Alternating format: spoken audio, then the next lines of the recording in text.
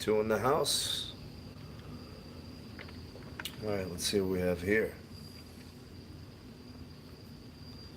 Alright, so as you guys are coming into the chat, go ahead and say the formal hellos. We'll wait for some people to pile in here. Scheduled it for 8:30. I know we're getting there. We're pretty close.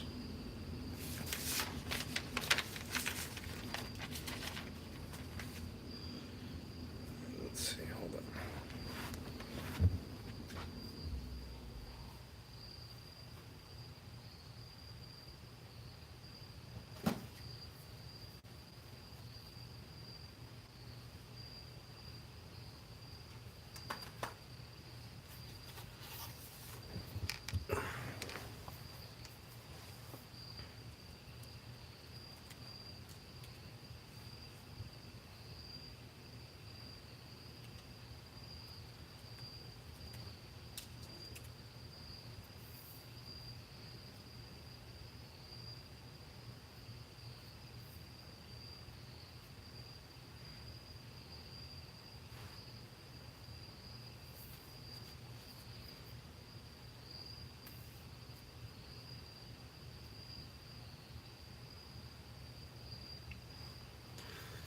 Alright, I need two checks. I need audio, I need visual. So somebody give me audio, let me know how the sound is, clarity, volume. Alright, let me know that. And visual. How's the feed? How's the resolution? Give me some feedback.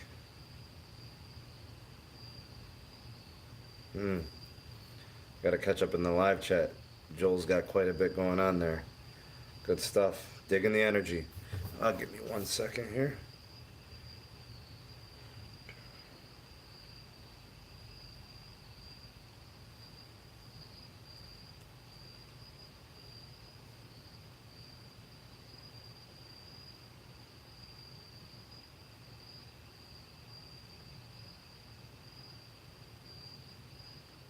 I'm just gonna pull up the live chat. Give me 1 second.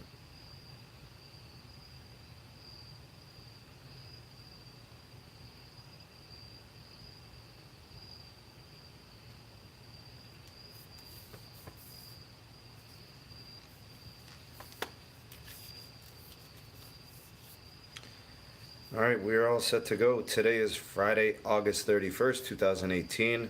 This is the first edition of the Sneed Mobile Tech live stream channel, hosting the live stream. So now that we've officially made the switch over to an actual live stream dedicated channel, this will give you guys a chance to be engaged with the live stream moniker, and we can keep the live streams off of the other channel. We'll keep that one strictly for uploads of the daily update, weekday type videos. We'll do this one strictly for the live stream. So this will be the first edition, and until further notice, I think we'll do all of the live streams here. All right, so let's go ahead and get things going with some proper hellos. All right, Joel, good to have you, my friend. Glad you could make it back. I figured you guys would be here. It's the regulars, so it's good to see you guys. Tito, what's happening, buddy? Glad you could be here.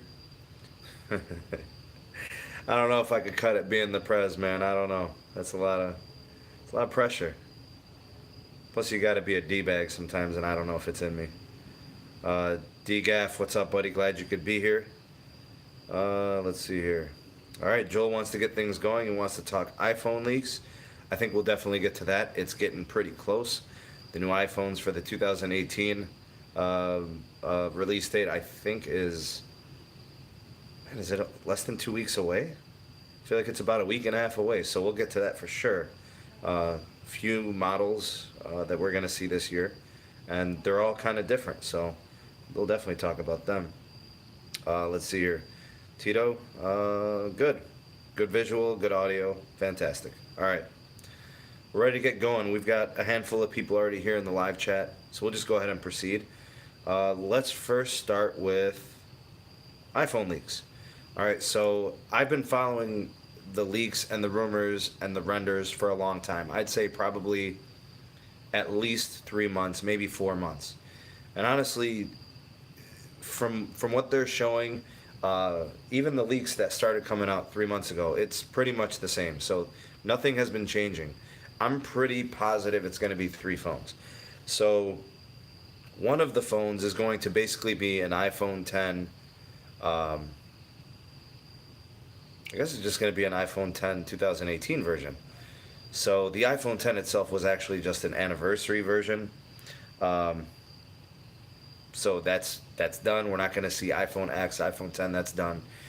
But we are going to see its upgraded next generation. So I don't know if they'll call it the iPhone 11. I actually hear that they haven't decided on a name yet. So if that's the case, we don't really know what it's called. Anyways, it's going to be a 5.8-inch OLED display.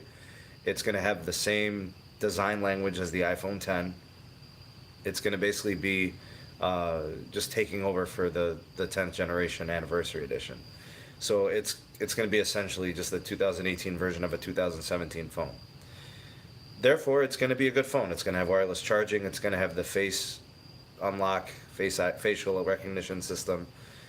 It'll probably get a slight bump in specs in respect to the processor. So, one generation newer. It's possible we could see upgraded storage, or at the least they'll offer an upgraded storage model. So maybe we'll see 256 gigs or some crazy, higher number. Anyways, I truly believe in the rumor that they were saying that it's actually going to drop in price. So now that the phone is 1 year 1 year older in terms of the design and the components, the cost for the phone probably went down.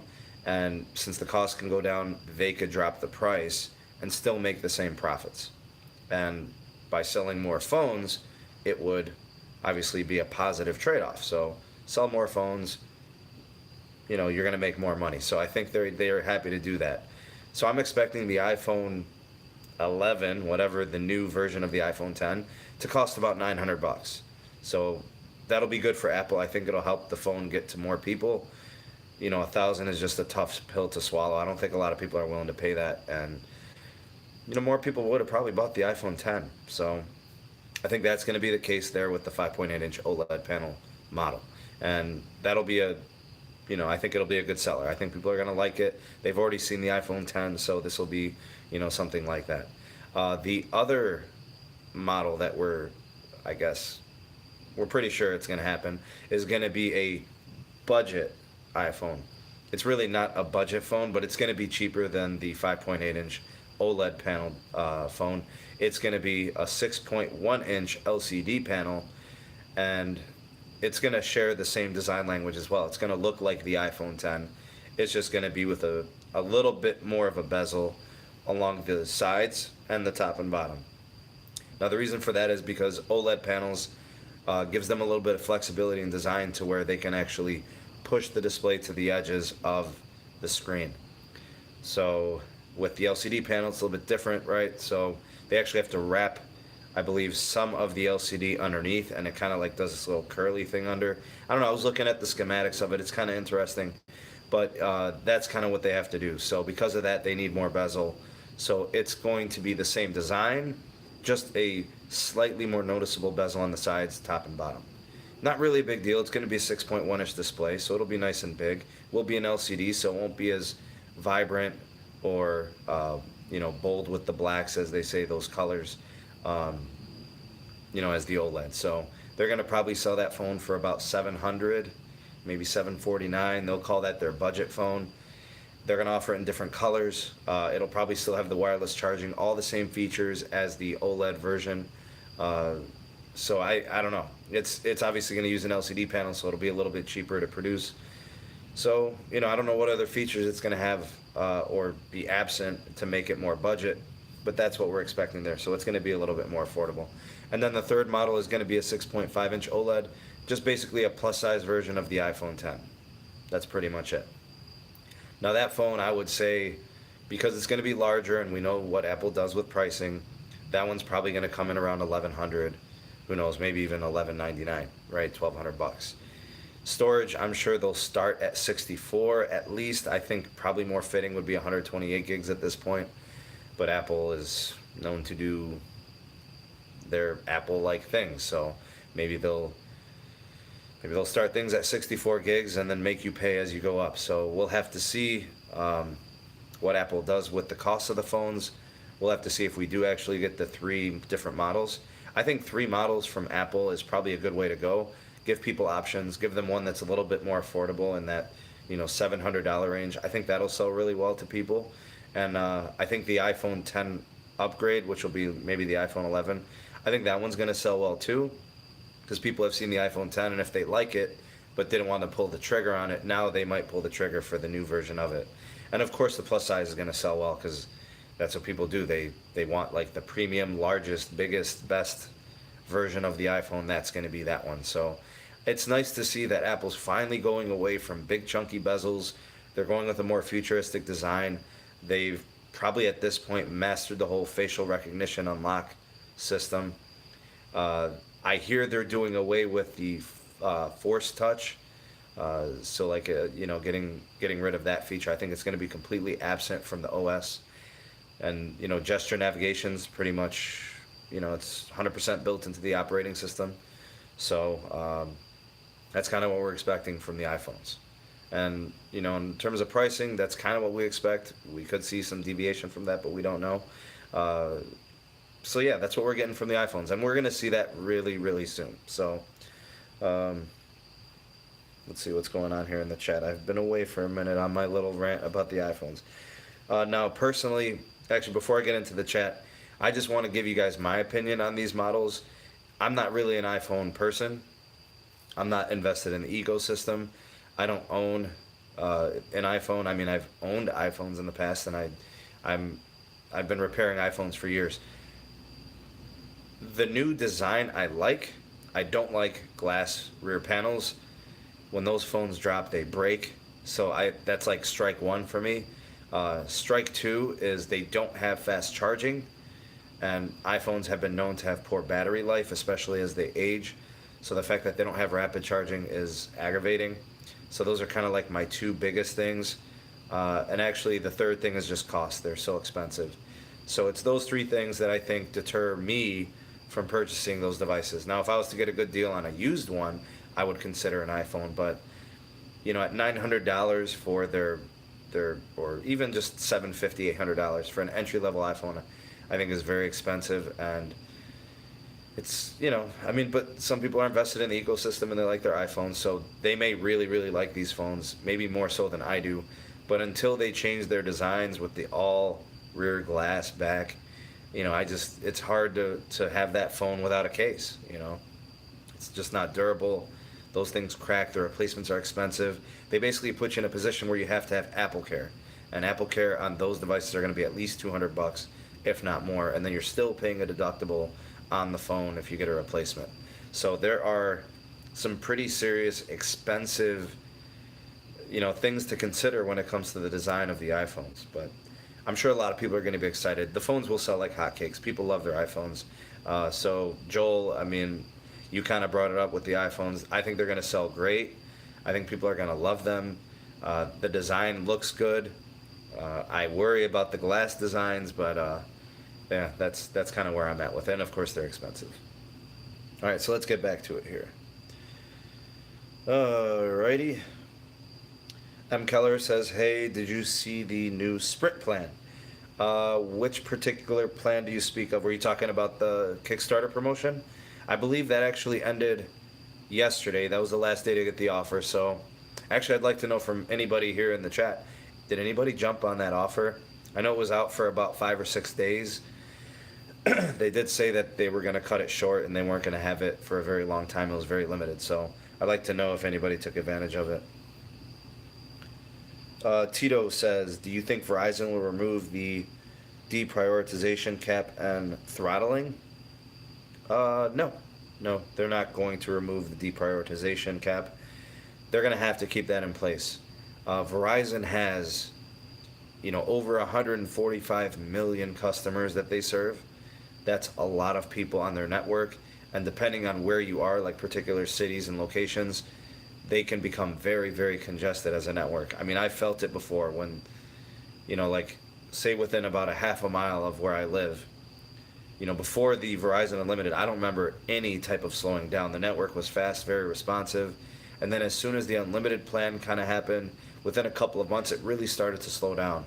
To show you how sensitive networks can be to congestion, from location to location, city to city, tower to tower.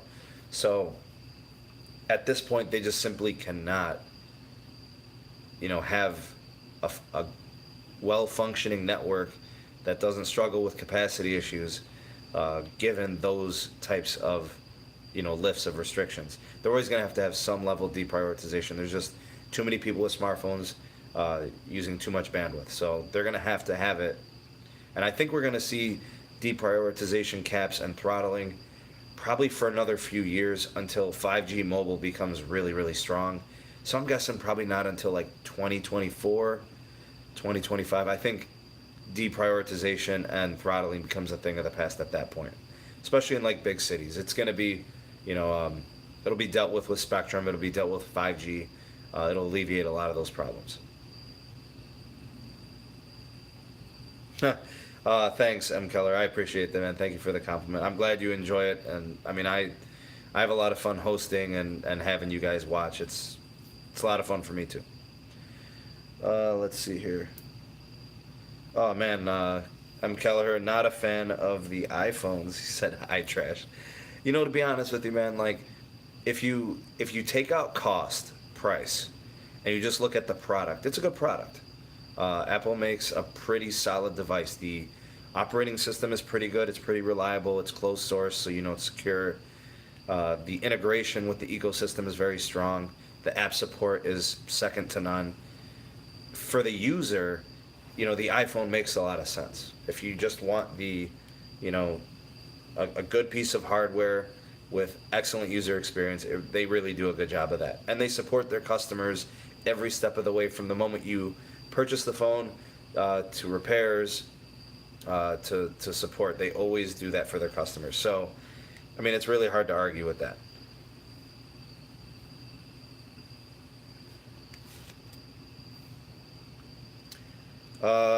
Okay, so M. Keller said the Moto Z2 on Sprint for $160. If I needed a phone and carrier wasn't an issue, I would have definitely taken advantage of that deal. The Moto Z2 Force is a great phone. It's super powerful. It's got great LTE capability. It's super fast. Great processor. Good camera. It's going to be durable. It's a really good phone actually. It does Moto Mod support, so you can put extra batteries on there, battery mods, JBL speaker mods. If you invest in that ecosystem, that mod ecosystem, it's probably really cool. Yeah, it's definitely worth a look. Berkey, what up? Good to have you. Glad you could be here. Let's see here. Cameron, welcome, buddy, from Utah. What's the weather like out there, buddy? I'm here in Cleveland, Ohio. I don't know, it's about 73 degrees. It's a pretty nice evening. Sun just went down. I'm sure in Utah the sun's still out. Oh man, everybody's dogging the iPhones today. DGAF says iPhones are phony. Good one. Let's see. Joel says, has your opinion changed about the Pixel 3?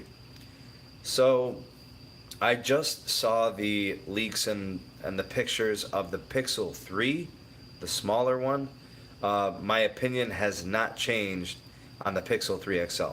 That thing is ugly. The notch is way too exaggerated. It's too big. If they have a facial recognition system, they should have figured out a better way to do it than two ginormous cameras or something. I don't know what they're doing. It better be special. And to be honest with you, I'm not interested. That top notch is very, very deep. It looks like it's 2 inches long.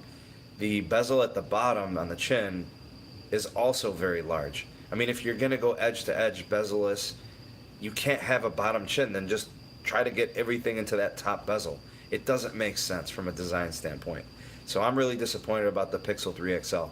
Because obviously with the XL size, you get a bigger battery. You get probably a Quad HD display. It's just sad to see that. I'm pretty bummed out about it. Now the Pixel 3, the smaller variation, it's coming in at about 5.5 inch on the display. I don't care if it's Quad HD or 1080p, but a 5.5 inch display is a good enough size for me. And if it's the same footprint as the last 2-year models, so the 2016 and the 17 variations, I'll take it if it's the same size, because it'll feel like a big phone at 5.5 inch display, but it'll have the footprint of the old smaller phone. So to me, that's a great thing. Now, if the battery comes in at 3,000 milliamp hours, that's definitely doable. If it's coming in at like 27, 28, that's not going to be enough. It's going to be too small. So I would consider the Pixel 3. No love for the Pixel 3 XL. It's just too much compromise. It's too ugly. No thanks. And the phone doesn't have to be beautiful. It has to be useful. But like, it's hideous. That big top notch just doesn't make sense. Let's see. So that was my opinion on that, Joel. My bad if I kind of went off on a rant on that. Let's see. Jamal, welcome, buddy. Glad you could be here. Let's see here. Cameron says 84 degrees right now. Starting to be chilly, around 55. Wow. So that's kind of nice, though. You open the windows at night, you get a nice breeze in the house. That's pretty cool. I could deal with that. Now, what I would want to know from you, Joel, is are you more like the smaller variation of the Pixel 3, or would you be thinking Pixel 3 XL? Because I'm coming out of a Pixel 2 XL. I'm just trying to stick with the XL size. So it's too ugly for me, the 3XL, so I'm not even considering it, but I might consider the regular 3 because I think it's, it looks better. M. Keller says, I heard the Z2 breaks a lot. I haven't heard that before, actually. My brother has a Z2 and it's pretty durable. He does say that the screen scratches really easy. And I think what that is the screen protector, the shatterproof display component that comes, attached to the phone, obviously on the display. I think what happens is because it is shatterproof or designed to be shatterproof, it's more prone to scratching because it's more like an acrylic, plasticky kind of material. It's not like true glass. So unfortunately, it's one of the trade-offs. If you're going to make the phone more shatterproof, it's going to come at the cost of being more scratch prone. And if you're going to make something, less scratch prone, and you're going to make it more likely to shatter and break. So I guess it's, have it one way or the other. You can't have both. Wow, Joel, you're asking, could you recommend the Moto E5 Plus over Pixel 3? A Pixel 3 is going to cost you at least $700, depending on storage, I'm sure. A Moto E5 Plus is probably running you about $200. They're not really in the same league. The Pixel 3 is going to have a Snapdragon 845. The Moto E5 Plus, I'm guessing, is a Snapdragon 430, 435, some kind of 4 series processor. They're just not in the same league. The cameras are going to be leagues apart. The Pixel 3 camera is going to be the best in the market. Whatever, Google does is the best thing that's offered. The Moto E5 Plus camera will be average at best, if not below average. So as much as I like the Moto E5 Plus as like a budget-minded phone, I think it's a great value. The performance for the price, I think, is great. It's not remotely close to a Pixel 3. I mean, there's a reason the Pixel 3 sells as a flagship, and an E5 Plus, sells entry level. So if money ain't a thing, I say go with the Pixel 3. If money is a thing, and you've got, other things to spend your money on, the E5 might do you well. DJ Gamer / Landon, thanks for being here, man. Hello to you. I think we know that's you. So, M. Kelleher says, look up the new fancy Sprint plan. Came out today. Make a video. Okay, I'll check it out. I actually, it's been really busy for me this week. I've had a lot going on, but I've got Saturday, Sunday, and obviously the holiday Monday to catch up in a lot of what's going on in the tech world, especially from the network side. So, yeah, I'll definitely look into that. Thanks for the tip. All right, Cameron's got a deal. The iPhone SE for $49 on the AT&T prepaid. That is a great deal. The iPhone SE, man, such a good phone. It's not for everybody. Once you start getting used to larger phones, the iPhone 5S, the iPhone SE, these really small compact display phones, they just don't cut it because you get used to having larger display. But as a one-handed device, you really can't do better than iPhone SE. You get some newer internals, get some newer specs. You get a good camera. Just what I would want to know, Cameron, is how's it typing on that keyboard, man? That thing's so tiny. I'm almost positive that's a 4-inch display. So I know the real estate's at a, kind of suffers there, but I'm sure it works great. The operating system's probably fantastic, very smooth. But yeah, I'm guessing the keyboard, the typing's a struggle.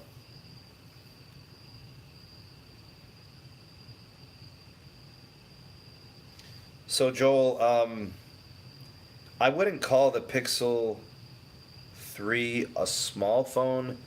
I think the Pixel 3 is just not a big phone. Because, like, a lot of the phones now we see their display sizes are pushing 6 inches. And, they're pretty much two-handed devices. Even with, bezel-less displays kind of being the new trend in the design languages of the phones, it's still hard to really get all the way to the top. They're also using 18:9 aspect ratios. So these displays are more narrow and they're taller. So you really got to do some thumb gymnastics to get your thumb all the way up to drag from the top. So yeah, actually becoming more narrow has made handling phones difficult for trying to scroll from the top with the menu options and the menus for Androids. Now, what I think Android should consider doing is building into the operating system like menu options that slide from the sides. So that way you don't have to reach from the top and you can kind of like pull from each side or whatever, right-handed, left-handed. It'll be a lot easier for people to use with those taller, more narrow displays. But like I said, going back to the Pixel 3, it's not going to feel like a big phone. If the display size is 5.5 inches, it's probably going to be similar to like, I guess like the G6, G7 type design. I think people are going to like it. It shouldn't be too bad for you.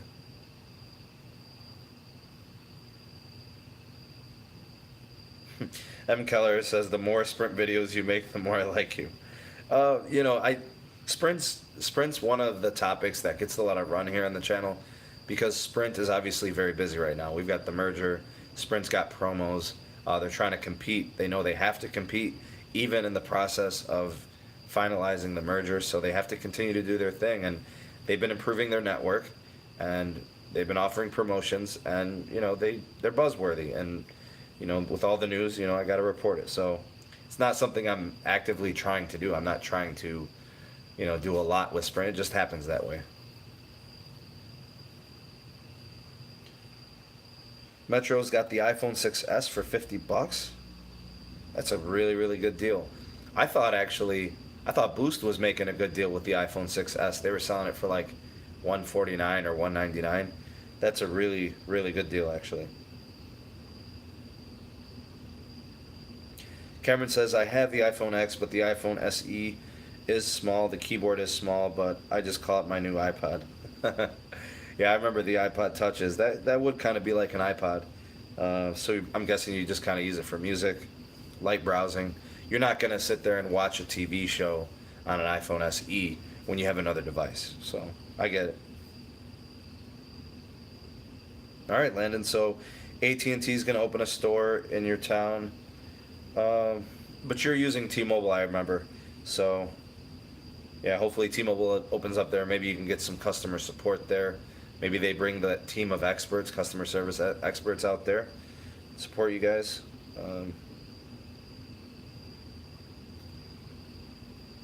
M. Keller says, I'm guessing Virgin Mobile is selling Androids again. What were they, just selling iPhones or something? Oh, I don't know anyway. All right, so some topics we could potentially bring up in today's live stream. Obviously, we've got the petition filings from some of the associations around the U.S. that are opposing the T-Mobile and Sprint merger. Some of the different groups include the Workers of America, Communications Workers of America. They have actively spoken out against the merger. Other consumer groups are also opposing the merger. I've heard news from consumer unions, Common Cause, Public Knowledge. I mean, there are several groups that are opposing the merger, which, to me, honestly, I think is a good thing. I don't think any merger should go unscathed. Every merger should be questioned. Every merger should be scrutinized. It should have to run its paces, obviously. And not to say the merger shouldn't happen. I'm just saying it needs to be questioned, and it needs to be analyzed. How does this help consumers? If it's detrimental to consumers, do we want to prevent it from proceeding as is requested? I'm of the belief that I think Sprint and T-Mobile should at least give up some portion of the prepaid side. There's just no way they could retain Metro PCS and Boost Mobile and all these prepaid offerings all onto one company. That can't happen. So I'm guessing that, I don't know if it's going to be Metro or if it's going to be Boost, but I think Boost. Boost is more likely to kind of become independent and detached from Sprint and T-Mobile, and I think there's going to be some contracts in place where Boost is going to be able to continue to receive the service as an MVNO, as a prepaid carrier, and that'll have to be in contract as a stipulation for the merger to proceed. And a lot of people have been asking about the prepaid side and how it implicates in the merger, and it's a big time piece. I actually think that's the most likely scenario for any type of concessions. It'll come from the prepaid side. Some other things that I was reading about this week, and actually, Joel, you kind of brought it up. Charter, and I think there were a couple of cable providers. I'm almost positive it was Charter, Dish Network, maybe Spectrum also. They were talking about how they were opposing the merger, and that's obvious. I think it's low-hanging fruit, actually. So those companies were in talks with Sprint about a merger. Obviously, their negotiations fell apart, so they're probably a little bit sour grapes about the whole thing. And they also would like a chance at maybe obtaining ownership in Boost Mobile. That would be huge for them. I mean, imagine getting all of those customers from Boost, and then throw in your spectrum allocations, which you've obtained over the years. And obviously, these companies have money to invest, so they could essentially create a larger carrier and become a legitimate player in the cell phone service providers. So, they definitely have a dog in the fight. There's a reason why they would want to block the merger. But even if the merger was to go through and proceed, they still stand a chance to make some noise and become some legitimate providers. So I think it'll be interesting to see what happens with some of those cable providers and what happens with the prepaid side from T-Mobile and Sprint. M. Keller says 5 lines on Sprint for $100. Beat that? You can't beat that. It's probably the best deal in the game right now, actually. M. Keller says Metro will stay. I agree. I think Metro is going to stay. I don't think T-Mobile is going to do anything with that. I don't think they'll have to. I don't think it'll be part of the thing. But I definitely think Boost is kind of the major cog in this. We'll have to see what happens. Yeah, Joel, I think they'll also kind of get involved with the TV side. We know T-Mobile is going to. They didn't buy Layer 3 TV, just for kicks and giggles. They bought Layer 3 TV because they want to offer a media streaming service. And what better company to do it with than a company that's a trailblazer in video technology? So, yeah, I think that's the next step for the cell phone providers, is getting in an efficient plan moving forward of offering TV and other revenue streams. They're trying to make more money, and sometimes you look at the cell phone providers and it's like, well, how many customers can you really have? And how many times we could take from here, take from there. You have to start offering new services, things you didn't have before. So that's probably what they're going to do. I agree.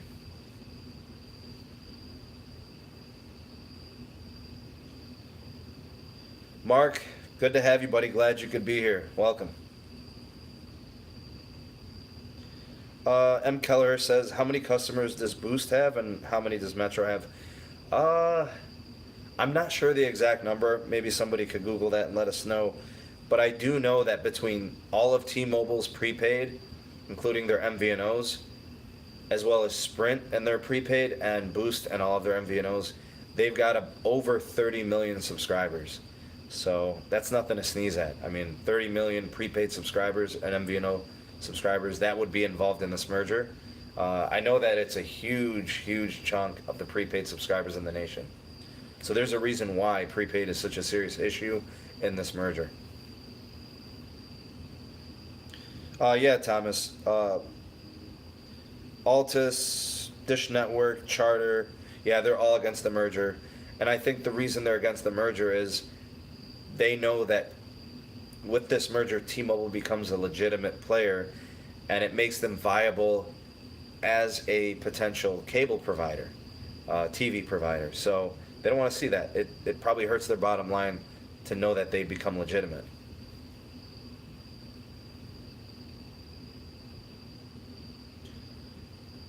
Let's see here. M. Keller says, I will never pay an ISP for my wireless. Rather give it to the wireless companies since they are providing service through the towers. Yeah, that's true. It's a good way to look at it. Now, the thing is this, though, M. Kelleher. So you are a man of principles. You have, certain things that you stick to, right? But for like the typical consumer and the average consumer, they don't necessarily think like you. They're going to take the approach like, if I can bundle my services and make my bill $5 cheaper or $10 cheaper or $20 cheaper, I'll do that. I don't care about who's providing the service. I just care about the bottom line, which is how much I'm paying. So as commendable as it is that you're a man of principles and you've got these beliefs and you want to make sure that the people getting your money are the ones you want getting the money, it's just not how everybody thinks. Everybody's probably more concerned about, well, if this is $10 cheaper, I'll take that. I'll bundle my services if they knock off 5%. That, I think, is more the approach for the average consumer and the typical consumer, really. DGAF says something interesting. The cable companies are scared of change. It's, okay, so they kind of are scared of change. The problem is they're not responsive to change. They can't adjust on the fly because they have infrastructure that they've invested in. Keep in mind that cable providers, when they move into new cities, they have to install a lot of hardware and run a lot of cables and fiber. And that stuff costs money, so they don't want to just willy-nilly invest in a place, in a region, and then not get the payback in return. So you could see that once they dig their roots in a place, they want to try to get as much money out of there as possible. And because they're so far dug in like that, that's just an example, they're not responsive to change. They can't adjust on the fly. That's why mobile 5G and fixed 5G wireless offers more flexibility, and that's why Verizon's going hard on it, and T-Mobile's going to go hard on it, and Sprint and AT&T are going hard on it, because it gets them into a new market that's more flexible and more fluid. Home internet service providers are not as responsive and are not as fluid. And worse, even for them, their systems are outdated and their systems are not efficient. And that goes from customer service all the way down. So, yeah, I mean, I guess what you said is right. They're scared of change because they can't respond as fast as, mobile service providers. M. Keller says, it's all about the profits. I feel MVNOs need to go away. I think the MVNOs are actually important because I feel like the MVNOs give people options that may be more suitable for their needs.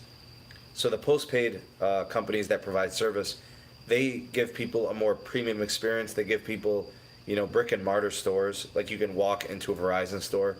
You can't walk into, a simple mobile store, or you can't walk into a Mint Sim store, stuff like that. So, the postpaid services are more expensive. They're more premium. You have to pay more money. You get a lot of features that are extra. Well, if you don't need all of that, then you can save some money by going with an MVNO. And then the postpaid providers, they still get paid. They get their piece. They get their rental, right? They get their leasing lines, their leasing services to those people. So they're okay with that. The infrastructure is already being paid for. The infrastructure is paid for by the postpaid subscribers. So leasing your towers makes plenty of sense. They're still on your network and they're still paying their fees. Thomas Sylvie says, I also believe cord cutting will be more massive with 5G. 100% agree, buddy. I totally agree with that. Fixed 5G and home 5G services, the residential side, I think is going to catch on really quickly. And if they do any type of promotional pushing with it, I think it'll pass cable within 5 to 10 years, which is pretty crazy to think because cable's been around since the 80s. Cable providing, with boxes and, all these neighborhood boxes and stuff like that. So Essentially, you have the 80s, 90s, 2000s, 2010s. So they've dominated 4 decades of service. That could all be gone in 5 years, 6 years, 7 years. That would be crazy to see, actually. Mark Garcia says, "Do you think T-Mobile uh, should be slapped for pressuring MVNOs to support them on the merger?" Uh, I'm gonna take a sip of something. Hold on a second. Get a little thirsty. All right, so Mark, my thoughts on T-Mobile encouraging other companies to speak positively about the merger. I don't think they should be slapped for it. Uh, them trying to convince other companies to encourage the DOJ, the regulatory reviewers. We want this. This is good. It's not wrong that they're doing it. I guess what the turnoff is, the negative thing is the way they're doing it. So behind closed doors, very sneakily. They're not being very transparent about it. They're trying to hide it. I think that's the bad look. It's just bad optics, right? They just look like they're trying to be sneaky and sly, but they're not doing anything that you wouldn't do if you were trying to get something approved. You know what I mean? So to me, I wouldn't take it personally like, oh, they're trying to be sneaky. I just think that the way it looks is bad. The optics are bad. So should they be slapped? I don't think so. I mean, it just isn't that big of a deal. I don't think they're doing anything crazy that other companies haven't done. So, no, not really a big deal. But it is kind of funny. You can kind of laugh at it and say, well, they're kind of doing what we expect them to do.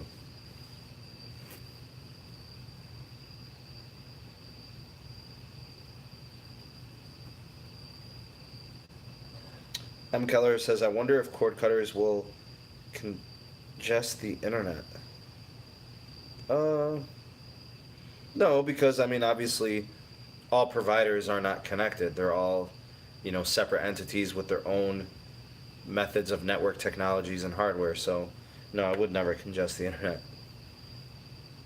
I mean, obviously, the better the capacity, like wireless, if 5G residential became, super super congested. Let's say you have like a huge high rise in the middle of New York, and everybody has Verizon's fixed 5G service, or they have T-Mobile's fixed 5G service, and I guess it's possible that they wouldn't be able to support them if it was too many people. Maybe they're all running 4K resolution video or something. I mean, it could potentially be an issue, but there's ways to alleviate that. 5G is going to be obviously have more capacity, so the limitations are going to be much much higher. Probably less of an issue actually. So no, I don't think that'll be an issue honestly.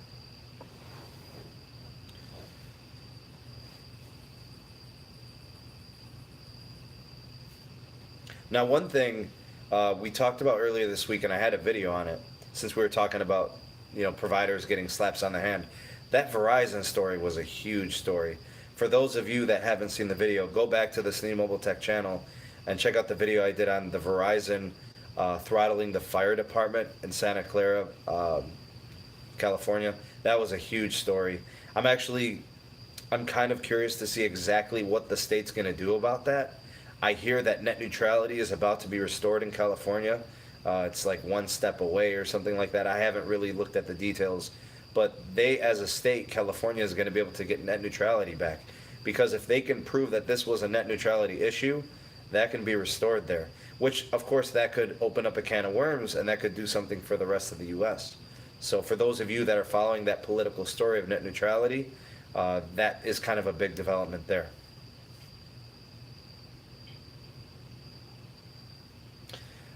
Cameron's, we're going to do the throwback hour. Here we go. The HTC Incredible 2 was my best 3G phone on Verizon in 2011. Cameron, I remember the HTC Incredible. I remember the first one, and I remember the second one. And back in 2011, that was right before LTE really started to get going. I want to say like shortly after those types of phones, we started seeing like the HTC Evos, the HTC Aries. People don't remember, but HTC was king of the smartphone for a short while. They made some great devices, especially early on in the LTE days. A lot of the devices were HTC phones, and they were really good. They had But it was at a time where LTE was very scarce and networks weren't really fully supporting the technology. Battery life on the smartphones were horrible. A lot of phones were still 3G, all the Blackberries and stuff like that. So yeah, maybe this will open up a can of worms and we'll be having the throwback hour again. Just to update, guys, we are at about 46 minutes into the live stream. I'm going to try to hang as long as I can. Maybe we'll push to about 10 o'clock. But I got to be up early for work. So I'll give you guys what I can, and we'll just keep chugging along here. Mark Garcia is mentioning something interesting. With all the SIM hacking that has been going on, do you think eSIMs would eliminate that problem? Yes, I think it would, because I think eSIMs could be more secure because they can also remotely be disactivated. So as fast as they can be hijacked, they can also be disactivated. And because of that, it's a little bit more responsive, a little bit faster. It's a better situation for people's protection. Now, the SIM hacking thing is kind of confusing because you think to yourself, well, how is somebody going to be hacking a SIM card that's physically in my phone? But with two-factor authentication being so flawed currently, that's how they're hacking the SIM card. So it's a story that I'm watching closely. I want to see eSIMs take off. I think it's a great technology. Obviously, carriers don't necessarily like eSIMs, but users will really, really like eSIMs. It's definitely to our advantage because essentially all phones would be completely unlocked and carriers wouldn't be able to put their own crippling locks on the devices that we buy from them. So, and I firmly believe if a carrier is not giving you a good promotional deal, why do they have a right to lock your phone if you're paying for it? So that's kind of annoying, and I know that the eSIMs would help with that. Joel says, man, I finally made it home. Now my Cricket service is terrible. Switching to Wi-Fi. Oh, man. Well, so like the Cricket network is pretty good. I mean, they're running on AT&T. I'm surprised to see it so poor. But as long as you've got Wi-Fi calling, as long as you've got a good connection to your Wi-Fi, I guess it doesn't really matter what your provider does in your house. It's nice having that technology now where we can actually call over Wi-Fi. M. Keller says, you mentioned congestion. I feel this is a problem as well. Seems like if they lowered the deprioritization limit back to 23 gigs on T-Mobile, that would almost eliminate it.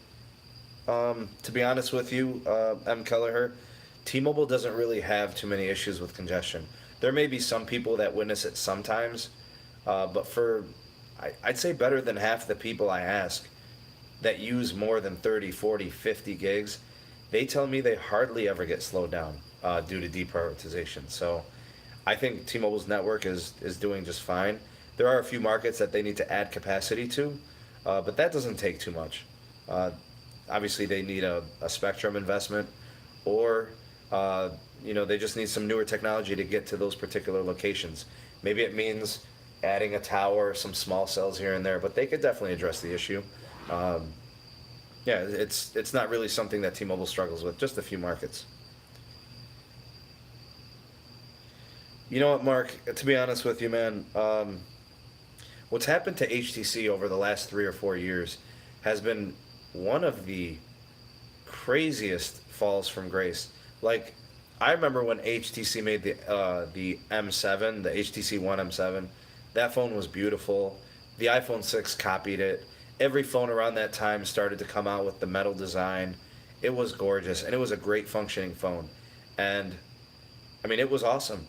And ever since that phone, every phone after it seemed to get less and less press, less and less people were buying it, and HTC just fell off completely. I mean, they don't even have carrier representation anymore. You can't even walk into a Verizon or walk into an AT&T or a Sprint or a T-Mobile and buy an HTC phone. They don't stock them. And I don't blame them. The reason they don't stock them is because they don't sell. To be honest with you, when you walk into a T-Mobile store, there's only 2 phones you're going to see. It's Galaxy devices and it's iPhones. Why else would they stock anything else? What's selling? You're going to put up the S9, S9 Plus, Note, Note 9. You're going to put the iPhones. You're going to go from like the iPhone 8, 8 Plus, iPhone 10, all the new ones. Why would you stock something that doesn't sell? So I don't blame them. Unfortunately, HTC has not done a good job of its marketing. HTC has flopped when it comes to getting their branding out there. They've refused to change their price points to make people consider their products, and they're paying for it. So I can't say that I feel bad for them. It's pretty much their own doing. It's who are you going to blame other than HTC, I guess.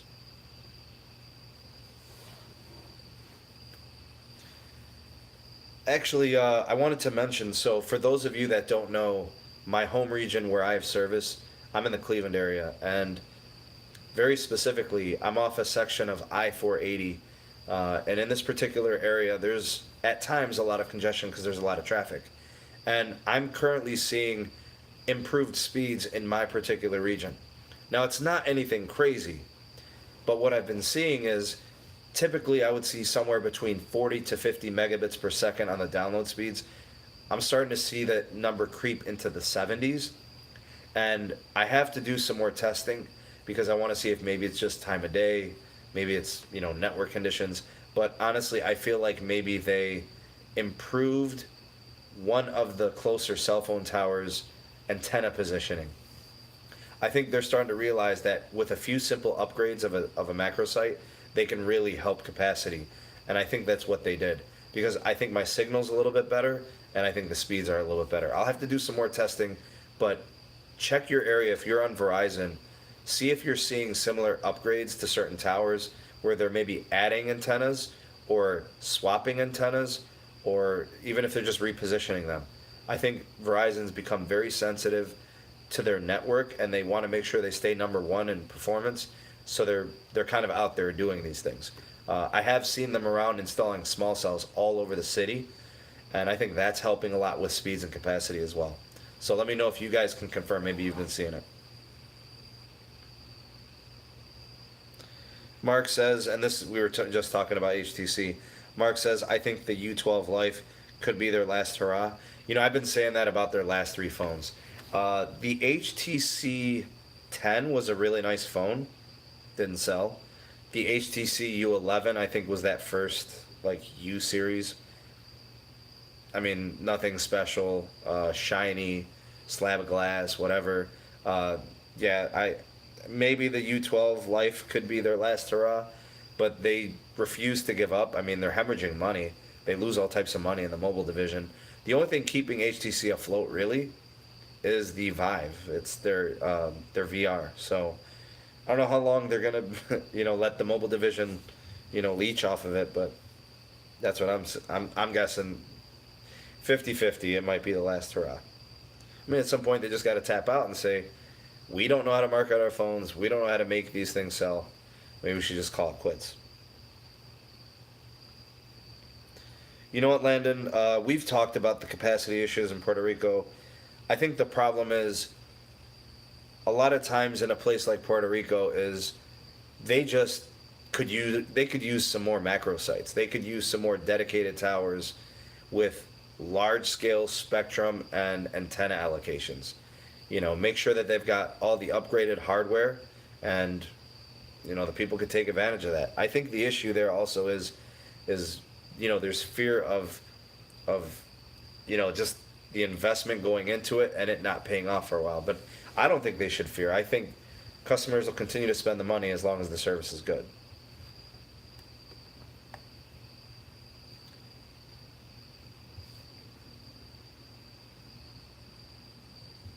M. Kelleher. So M. Kelleher's talking about the whole eSIMs and phones being provided from cell phone carriers.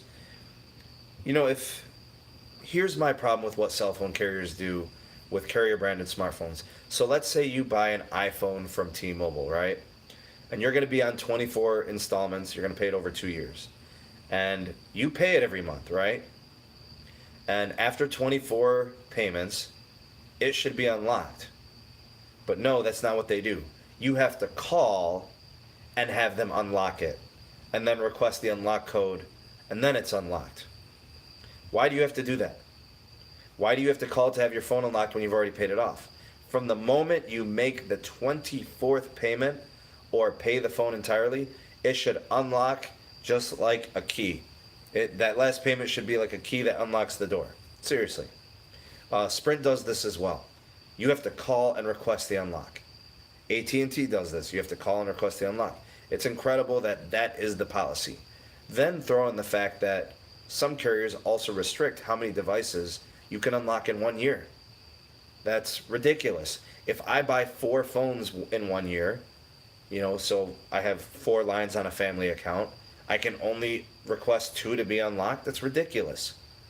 So there are some policies there that I have a problem with that I think eSIMs would address. So if the carrier wants to sell phones and it wants to do so at I think a more diplomatic way, they've got to pretty much accept that eSIMs may be better for the consumers. And I don't care whether or not they like it or not. It doesn't matter to me. eSIMs would be great for the consumer, and you know me. I'm all about the consumer. I couldn't care less about what the provider thinks. I'm paying them. I don't care about their opinion. I want what's good for the consumer. That's who I advocate for. All right, let's see here. First Twin, thank you for chiming in here to the live stream. What do I think about LG? I think LG is a really, really good company. LG makes great products. First of all, their smartphones are excellent. Again, just like HTC, they just don't do a good job of marketing their products. I think LG's also good at making other things really well. Their TVs are fantastic. LG makes all types of stuff. They make appliances. They do a lot of different things. LG overall is a great company. But I think when it comes to their smartphones, they just don't know how to market them. They don't know how to get their phones in front of people the way that Samsung and the way that Apple does. So until they can fix their marketing issues, they're going to struggle like HTC. Maybe not to the same extent. I do see some people with LGs. I honestly cannot remember the last time I saw an HTC in the wild. It's crazy. It's been so long. And when I see an HTC, it's like you're seeing a cheetah run in front of you. It's crazy, And even LGs, occasionally I see like a V10 or a V20 or a V30, or once in a while like an LG G6. I've never seen an LG G7, or I do see some more mid-range LGs like the Stylos and stuff like that, and I think they do good with those because they're more affordable.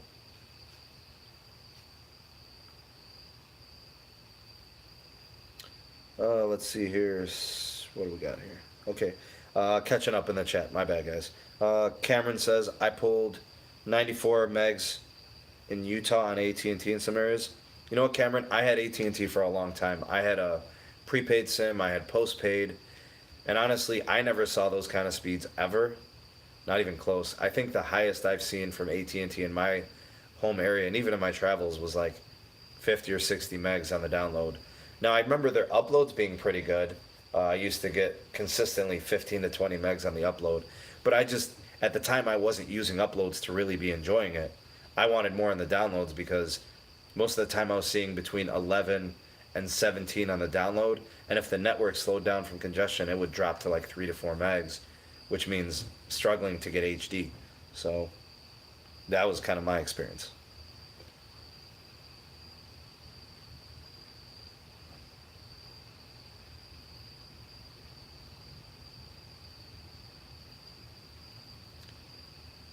Let's see. Mark says the upgrades I'm seeing here might be T-Mobile upgrades, but it could be Verizon. Mark, who's your service provider?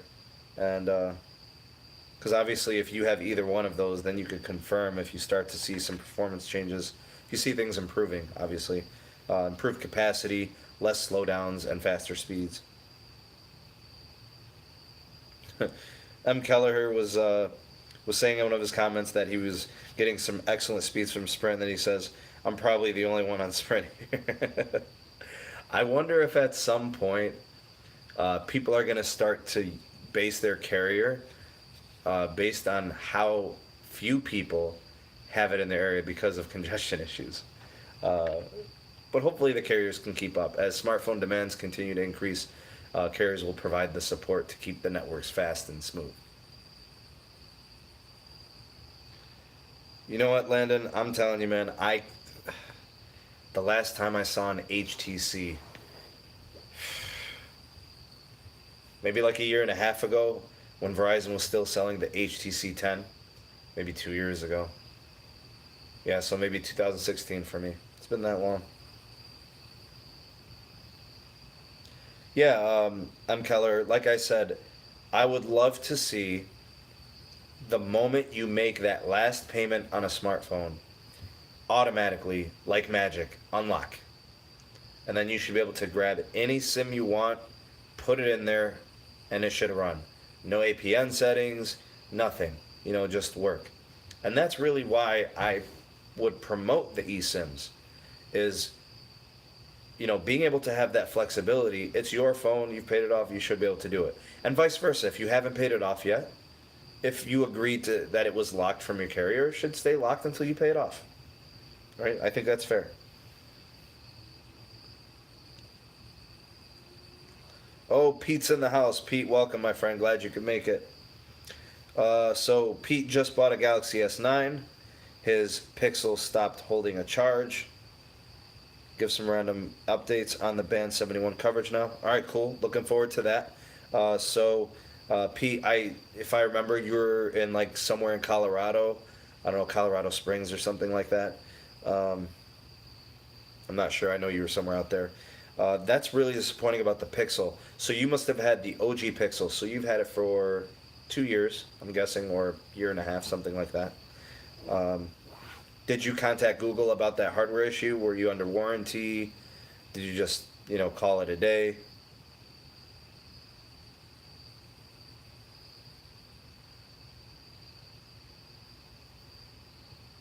Well, M. Kelleher, I understand your concern. You're saying that with the eSIMs, people may buy a phone but not pay for it and then take it elsewhere.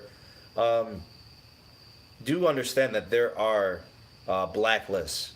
And if a phone is to deviate from the carrier, I mean, they could put it on a global blacklist. You know what I'm saying? That's perfectly fine with me. If somebody has agreed to make these payments, then yes, then have it locked. But, once it's paid for, let it ride. It should be able to come and go as it pleases. First Twin says, I learned my lesson. I'm only buying unlocked phones now. Once you get used to buying unlocked phones, buying carrier branded phones doesn't make sense. You don't realize it. Most people, they want to buy their phones from their carrier because it's more convenient. They get to go into a store, put it in their hand, try it out, speak to an agent, speak to an employee, get their expertise, get their opinions. But like, if you do your homework online, watch some like reviewers and tech reviewers and stuff like that, you can get a good idea of what you want to buy, and see if something is worth it to purchase. And what I'm saying is like, when you buy your phone unlocked, there's two advantages. One, you can take it wherever you want. If a certain carrier offers a promo, you can switch, no questions asked. But the other thing is resale. When you go to sell the phone when you're done with it or whatever, there's sky's the limit. You could sell to anybody on any provider or any carrier. So, not only is it better for your own flexibility, it's also better for the flexibility of selling it after you're done with it. So I can really only recommend unlocked devices. So yeah, I agree. That's the only way to go for me. Yeah, Pete. Keep me in touch. If you see anything going on with the network, you're seeing some Band 71 upgrades or anything like that, yeah, go ahead and reach out to me. SteamMobileTech@gmail.com. Send me those shots, those pictures, whatever.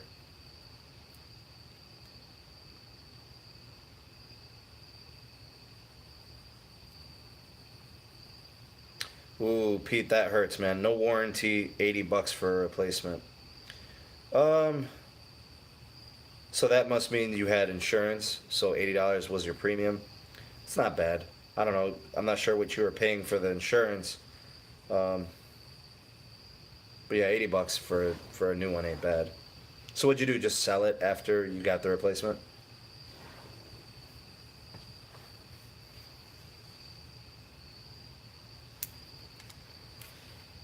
What do we got here? Trying to catch up in the chat. It's tough, man. It's been a long day.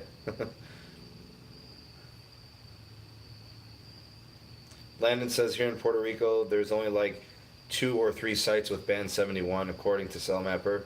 That's probably right. Um, Hopefully, by the end of 2018, maybe you get an additional site. I don't know if there's any way for you to tell anything that you can check into in terms of the website, any indications. But hopefully, because it sounds to me like you guys really need the help with capacity there.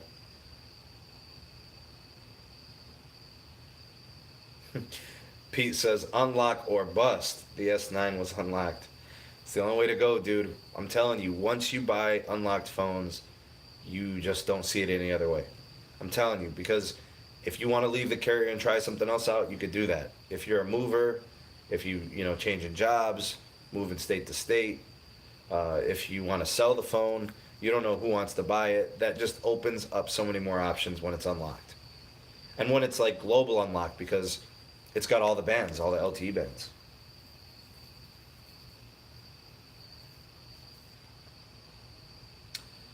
Tito says, what do you think about Verizon shutting down CDMA network? I'm all for it. I've been a proponent of getting rid of CDMA for a long time. The CDMA technology is just so outdated. The LTE networks have become so reliable and so dependable. Why even bother utilizing the tech? Take the spectrum, allocate it towards LTE, refarm it, shut it down. The only problem is there's some people who are still to this day using CDMA only phones. We're talking about obviously people with feature phones, basic phones. They just gotta go. It's just crazy to think like we have a large population of elderly people that still only use cell phones as they were initially intended, for calling while being mobile, and they only have CDMA phone. So those people need LTE devices, and you've got to get the old CDMA tech out of their hands. So I know some people love CDMA because it's the best fallback, because it's dependable. But at this point, with the way LTE is in terms of efficiency and speed and capabilities, it's really what we're moving forward with. So, even 5G services, right? It doesn't hurt us to still have CDMA, but it's just not a requirement that we have it. So I don't know.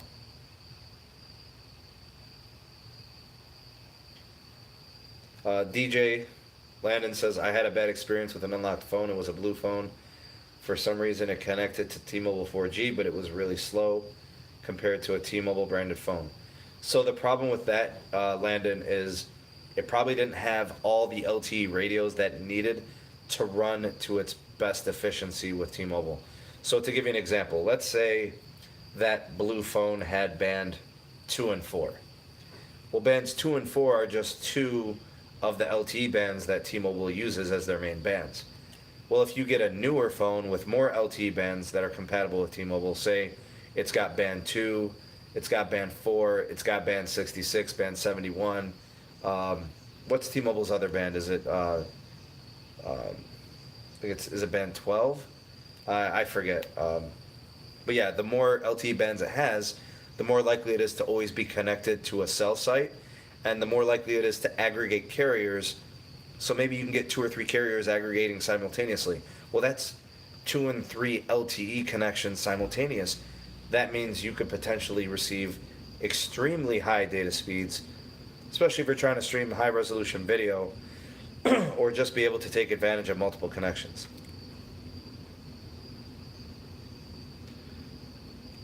Let's see here.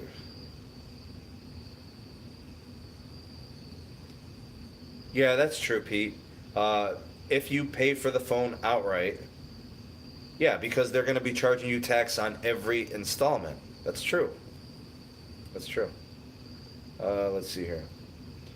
Mark says, I'm in the process of switching to unlocked phones. Like you said, it just makes sense. Yeah, it makes a lot of sense. And actually, from the moment you realize you've been doing it wrong, it literally feels like I should have did this a long time ago. But you know what? Anytime I've bought a phone from a carrier, I only bought from Verizon. And the nice thing about Verizon phones is they are unlocked. So even though you're purchasing it through them, you could, like, say for example, let's say I walked into a store right now, into a Verizon store, and I'm decided to finance a Note 9. I could make the first payment on the Note 9 and I could sell it. And somebody could take that Note 9 and go to any carrier they want. It's unlocked. So if you're going to buy a phone from a carrier, Verizon's the only one I could recommend because it's still unlocked. Other than that, I would say finance it through Samsung as an unlocked device. Or, if you have the money to do it, just pay for it cash up front. Whatever.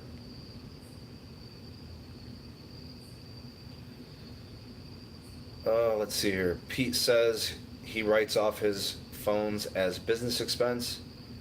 That's a good way to do it. But you have a business, therefore you can have business expense. For those of us that are just on personal devices, not really an option, but it's nice to see, you're taking advantage of that. That's a good idea. Let's see here. M. Keller says, I'm never leaving Sprint, so it doesn't matter. What is so special about Sprint? Is Sprint that good in your area? Are you that satisfied? I mean, if they're treating you good, then stay with them, by all means. Oh, okay, Landon. It was HSPA Plus, not LTE. So it was not fully compatible with T-Mobile then. Because if it was, then you would have been getting LTE. Let's see here. Mark says, that's a nice slab you were reading the comments on. Do I like it? So this is actually, it's a 2-in-1. This is laptop, tablet form Chromebook. It's an Asus. This is actually provided to me by my employer. When we first got our tech initiative, these were the Chromebooks that we were receiving for our own teacher use. And I leave it home and I do all my schoolwork on it. I use a lot of Google apps. So Google Docs, Gmail, Google Drive, all my stuff's on there. So it's kind of cool just having a Chromebook that boots up fast and, doesn't really slow down or anything. I mean, it's got 2 gigs of RAM. It's like a 10.5-inch screen. It's not bad. I kind of use it, for stuff like this. Nothing crazy or processor intense. Let's see here. Let me catch up here. Joel says, is there a website with a list of every phone and which band it supports? Recommend the best network for it. Yeah, I believe phonearena.com. They've got a pretty good comprehensive database of all model phones with their compatible LTE radios. I also, if you Google search LTE compatibility, you'll see a list, and it's probably 3 or 4 of the top 10 results are pretty reliable. So you could do that. Let's see here. Mark says, I think T-Mobile bands are 2, 4, 12, 66, and 71. Yeah, I'm pretty sure. And I think 66 and 71, I think are offshoots of 2, 4, and 12. So, and I think band 71 is it's band 66 is an offshoot of 4. That's their capacity band. That's the one that they're starting to roll out in a lot of congested areas like New York and stuff like that. Arcelia, welcome to the live stream. Haven't seen you in a while. Good to have you back. Glad you could be here. Let's see here. What else is going on here? Yeah, Pete. Phone Arena is a pretty good website. They've got a pretty extensive database. You can see all the stuff that's on there.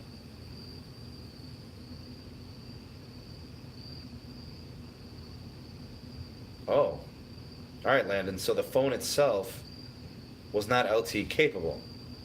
Well, that's an issue in and of itself. You're never going to see the speeds that you probably wanted to see. Tito says, I have an S7 Edge. Recently paid my phone off with Verizon. So is this automatically unlocked? I think it is, but I'm not sure. What do I think? It's unlocked from the moment you walked out the store with it. That's the nice thing about Verizon phones. Once they activate that phone, it's unlocked. I'm telling you, once you agree to make those payments, Verizon doesn't worry about the phone anymore. Verizon's like, it's cool. You're making payments to us. We don't care about the phone. Unless you report it lost or stolen, that phone would not come up blacklisted. That phone could go to any carrier. It's unlocked.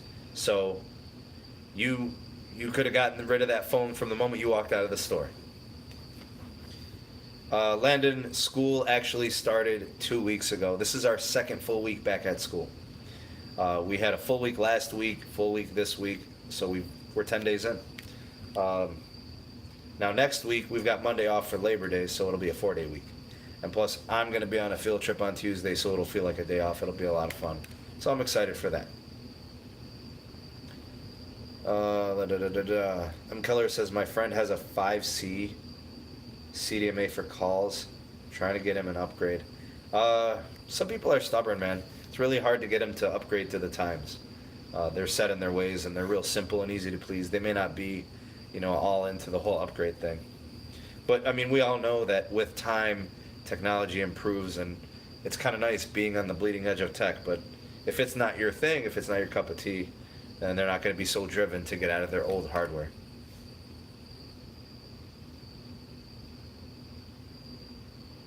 You know what, DGAF? Honestly, I can't think of any cons about unlocked phones.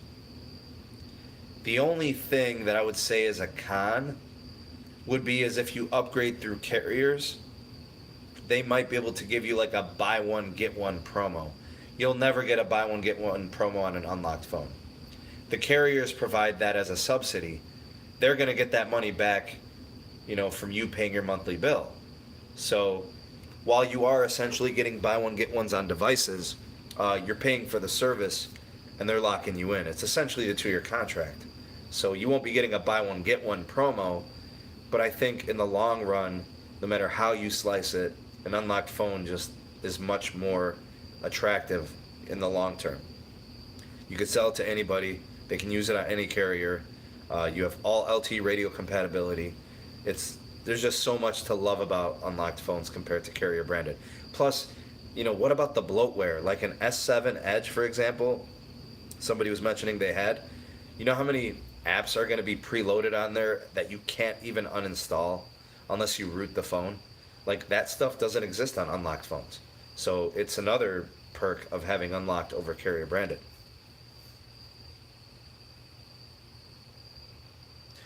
Cameron, I agree. HSPA is a much better option than CDMA. I mean, CDMA has like next to no capacity for data. So, yeah, HSPA is a much better option, especially HSPA Plus, which is basically like kind of like 4G, really. Not great speeds, not great capacity, but it's not bad.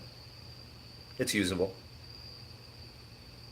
All right, Pete. So Pete says, I bought a Verizon prepaid and they wouldn't let me use the phone on a different network unless I paid it off. Actually, Pete, Verizon prepaid is different. And if somebody told you that, I think it's actually misinformation. Verizon prepaid phones have to be used for 6 months on Verizon prepaid. So let's say, for example, you buy a Moto E5 Plus off of eBay, and that person bought it as a Verizon prepaid device, and they only had 3 months of usage on Verizon prepaid. You would still have to use that phone for 3 more months on Verizon prepaid to have it unlocked by Verizon. That phone's locked. So that's how Verizon prepaid works. If anybody told you anything different, I mean, that's the policy that I know of.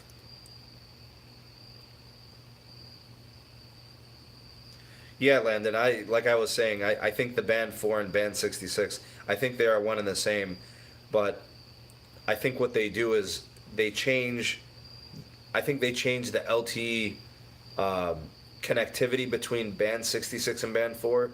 I think Band 66 is kind of like an upgraded version of Band 4. But if your phone is connected to Band 4, you should see good speeds. And I don't think 66 is any different. Which is why when people, when they're asking like what type of phone I should get if I want my phone to be connected well to T-Mobile, and they say, should I get a phone that's Band 66 capable? The answer is, it doesn't have to be. As long as you're getting Band 4, you should be good.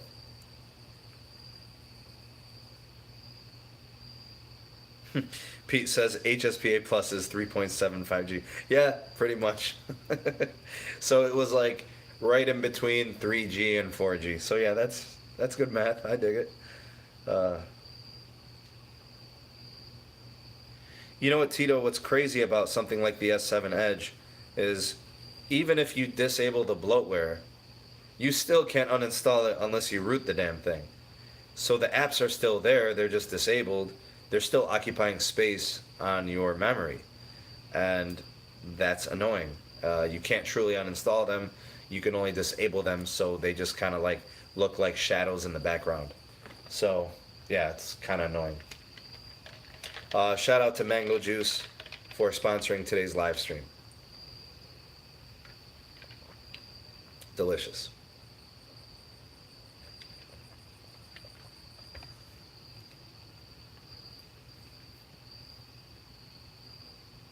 M. Keller says, Sprint gives me great deals. Um, S8 for $10 a month. Where else can you get this deal? That is a really good deal. I'm telling you, man. Like people try to rag on Sprint, but they do a lot to try to get customers and keep their customers. I mean, they run good hardware deals. They have great lease specials. They try. If Sprint goes down, it ain't because they didn't try. It's gonna be for other reasons, for sure.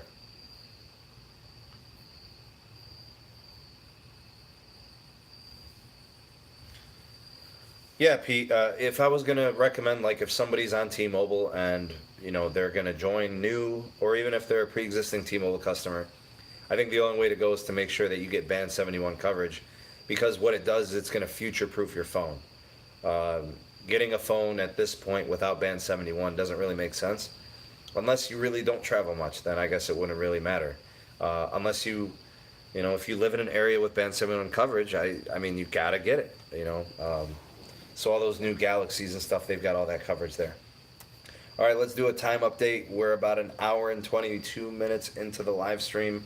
I don't know how long I'm going to last. I initially planned on being in here for about an hour and a half, so I'm starting to wear out a little bit, man. It's been a long day. I have work at 5 a.m., so I got to be up early. I'll try to hang in there for another 5 to 10 minutes, but if you guys have any questions or anything you want to talk about, let's go ahead and get it in the next few minutes here. Let's see here. M. Kelleher says, Sprint saved me from Verizon, plus I get full signal everywhere. M. Kelleher, a lot of times, like, with these deals, like, where they are paying off your switching fees, that's really convincing to get people away from an expensive carrier. So if your deal with Verizon is really expensive and they're not trying to deal with you, not trying to work with you, just trying to get out, switching carriers and the carrier willing to spend on it, to get you out of that deal, makes a lot of sense. I remember when they were doing a lot of that switching. Dank Hank, what up, boy? Good to see you, buddy. Glad you could make it. Mark says, I don't really like how Google can take over your phone, and I think there has been a lawsuit in Europe over it. Mark, so that's kind of true. The lawsuit in Europe, they got sued for $5 billion for this, and it has to do with some preloaded apps not being able to, I think, download some kind of alternative browsers. I don't know. It's really complicated, but yeah, they're not in the good graces of the Europeans.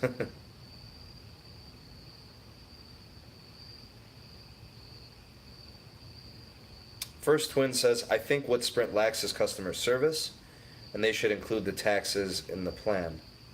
So First Twin, let's take a look at those two things. So first of all, you mentioned customer service. I think their customer service systems are poor. Even if the people wanted to do more for you, they don't have the ability to do it because the systems aren't in place. So, and not that it's the people, the customer service representatives' faults. I just think they either lack the training or lack the ability to actually do more for their customers. So yeah, that is definitely an issue. And to the second part, you said they should include taxes in their plan. I mean, Sprint's probably the most affordable carrier of the big four. I mean, I guess they could include taxes, kind of roll them in, and it'll look more attractive. But right now, they're pretty much the most affordable provider as it is. So I don't know what else they could do with pricing. If they go any cheaper, I mean, how are they going to be profitable? How are they going to get out of this mess?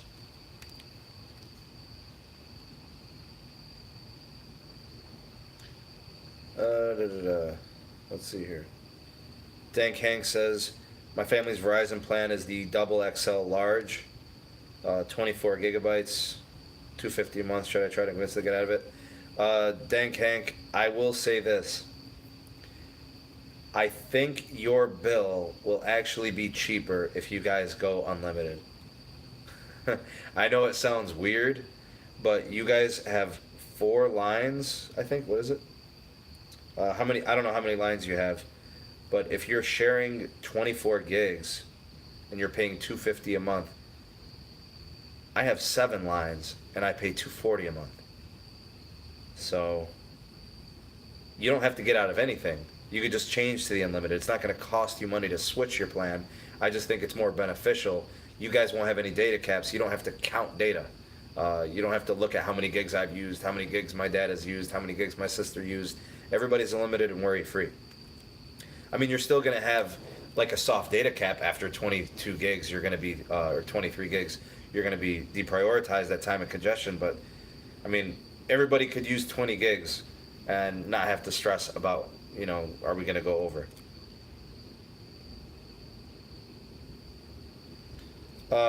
Mark, thank you, man. Have a good weekend. Enjoy the holiday. Eat lots of burgers. Eat lots of hot dogs. Do what we do on Labor Day. Have fun. Hopefully the weather is good and you enjoy your time and stay safe, my friend. Thank you for the compliment. Tito says, do you think my phone will be future-proof for the next few years? I have the S7 Edge. Honestly, Tito, an S7 Edge right now is not a bad phone.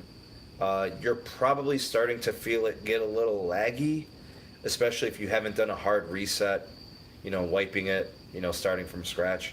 If you do a wipe and a complete reset, it'll probably run a lot smoother.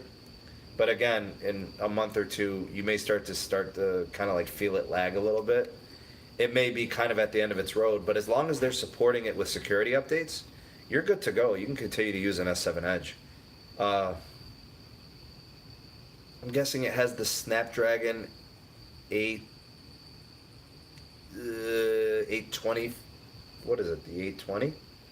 Yeah, I think it has the Snapdragon 820. Unless you have the international model, then you have some version of the Samsung Exynos chip. But the camera's still good. I know the S7 Edge takes a good photo. I know the video quality is pretty good. Their OLED panels after a couple years start to get screen burn-in. So if that's noticeable, you might kind of be wanting to upgrade from that. So I don't know. It kind of depends on the condition of your phone and how often you kind of clean it up and free it of unused apps and cache data and stuff like that. Cameron says, I heard that people that are on the old Verizon Unlimited, that their speeds are throttled. My opinion. So I haven't heard of people being throttled with the older plans. I have heard of Verizon raising prices on those people. So like, for example, my brother held on to his old Verizon Unlimited plan for many years. Every year they were raising his plan by $10. I don't know. Originally it was like $50. Then it went to 60, then 70. It got up to $80, and he was like, they're going up every year $10 on me for 5 years. So it got to $90, and he just said, to hell with this. He left Verizon and went to T-Mobile. So I think that's more the issue, as they've been raising the prices on those old data plans.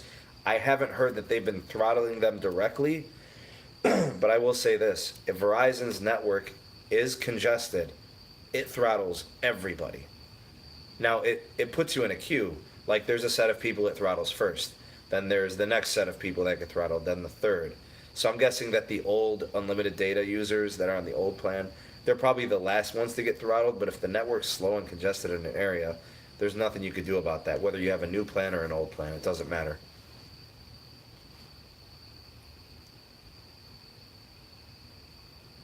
Yeah, Dan Kank, what I would do is I would just either call Verizon or talk to a customer service rep, use the chat, or go into a store and say, hey, look, here's the plan I'm on, here's what I'm paying, what's going to be the cost difference if I go all unlimited for all lines? And you'd be surprised. It might be cheaper to have unlimited than to have that old 25 gig data bucket plan. I know it actually saved me $20 a month to go from a $50 or 50 gig data bucket plan to unlimited. Let's see here. And yeah, Dan King, going over 1 gig, costing $15, that's just unreasonable, ridiculous. Pete says, I've tried to get future-proof phones. They tend to act up after 3 years in my experience. I started getting annoyed with the sunk cost to keep them running after a while. So, honestly, there's no such thing as a future-proof phone. what you want to do is if you're only upgrading every 2 or 3 years, is you're probably going to have to buy a flagship phone, one that has some higher end specs where the processor will be able to hold up over a couple of years. Now, the truly the best phones to keep for longer than a year and a half or 2 years are probably Google phones if you want an Android, because they offer software support for more than 1 year. They offer support for actually 2 years, and I think 3 years of security updates. Samsungs in general, because they're very powerful, they hold up pretty good for a couple of years. But honestly, if you want your phone to run well for several years, the best way to go is an iPhone. You know, they support you with operating system updates for, man, I want to say the iPhone 6 is still getting updates.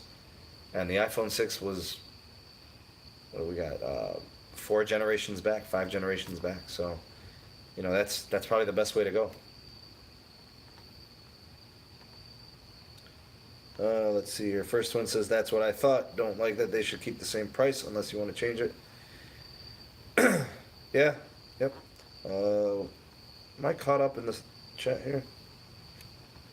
Ooh, Pete says, I stand corrected. iPhone 6 is not getting iOS 12. So that means the iPhone 6 is at the end of its life. No more updates. Okay. I know that the 5S did get iOS 11, didn't it?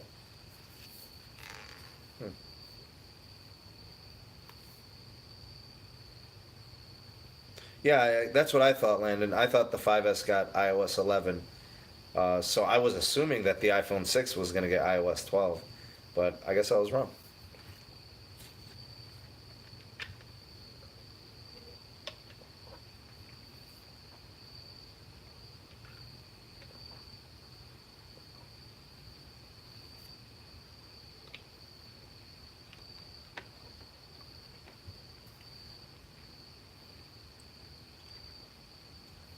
Yep. Pete says the Apple has released 5 iPhones after the 6. So that would be 6S, 7, 8, 10. Wow. So this will be, yeah.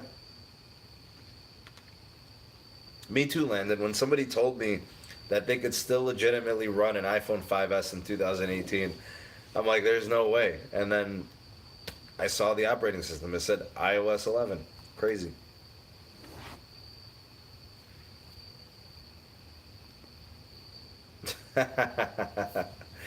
Pete says, wait, there was no 7S? Nope. Remember, last year's upgrade was kind of weird. So the iPhone 7, the iPhone 7S, or the iPhone 7, the iPhone 7 Plus came out almost 2 years ago. So I think it'll be 2 years in a couple of weeks.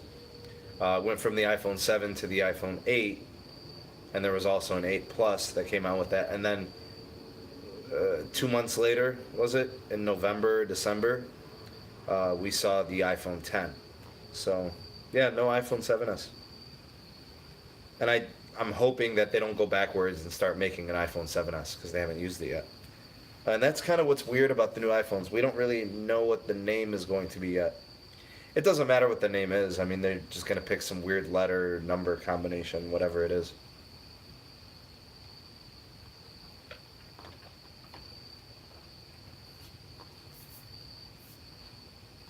All right, so I'm pretty much caught up in the live chat.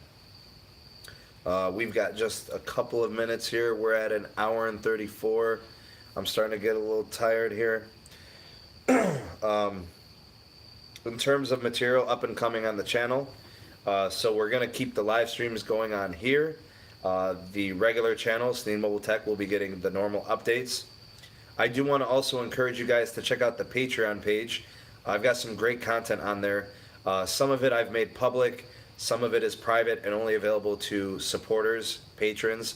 So check that out. It's Sneed Mobile Tech on Patreon. If you like my videos throughout the week, but you're looking for something a little bit more in-depth and more technical, go ahead and check out the Sneed Mobile Tech Patreon page. It's excellent. Support is only $3 monthly. It's a great resource. I cover a lot of 5G topics, a lot of hardware stuff. Obviously you get carrier news, but I do so at a more technical and in-depth level. So if you like what I've been doing with the YouTube channel, you'll definitely like the Patreon channel as well, because the Patreon page goes into greater detail. The videos are a little bit longer, they're a little bit more technical, there's more detail, there's more specifics. So if you're a tech head, if you like the more technical aspects, check out the Patreon page. It's really, really good, and I'm trying to push it, I'm trying to promote it, I'm pushing more of my time into it, and I'm really excited about it, so I'm going to go ahead and promote it some more. I think I'll kind of wrap it up with that. If there's anything else that you guys want to talk about, go ahead and hit me in the comment section below. Any questions, comments, or mentions, you know, I read pretty much everything that you guys offer me in the comment section. I try to reply as much as I can, but I hope you all have a great Labor Day. Enjoy the day off. Hopefully you're not working. Eat some hot dogs, eat some burgers, eat chicken, eat tofu if you're vegan, whatever you're doing on Labor Day, just enjoy the day off. Hang out with friends and family, and hopefully the weather is good and you enjoy the time off. So I think I'll sign off on that. Thank you all for watching. Thank you all who participated in the live chat. Thank you all for just being here. Thank you for subscribing. Thank you for following me from the Steam Mobile Tech channel to the Livestream channel. Looking forward for many more great videos to come, and many more interactions with you guys. You guys are the best part of the channel, and I appreciate your support. Thank you again. A million thanks. So I think I'll sign off with that. I will see you guys in the next video and the next live stream. Peace.